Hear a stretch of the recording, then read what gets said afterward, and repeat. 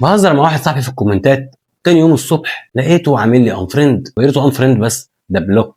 كل ده علشان كوره ينفع؟ اذا كان اهلاوي او زملكاوي مش هنخسر بعض علشان ماتش كوره. انا اهلاوي وبقلش على صاحبي الزملكاوي، صاحبي الزملكاوي بيقلش عليا. ده عرف متبع من زمان قوي، شفناه وسمعناه وضحكنا وهرجنا كتير. فنهدى شويه بينا وبين بعضينا. كوره مش خناقه. اختلف معاك في التشجيع بس مش هخسرك عشان لون تيشيرتك مختلف عن لون تيشيرتي.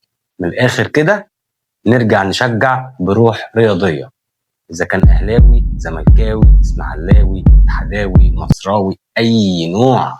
احنا في الاول وفي الاخر هتلاقي والدك، تلاقي اخوك مختلف عنك في الانتماء.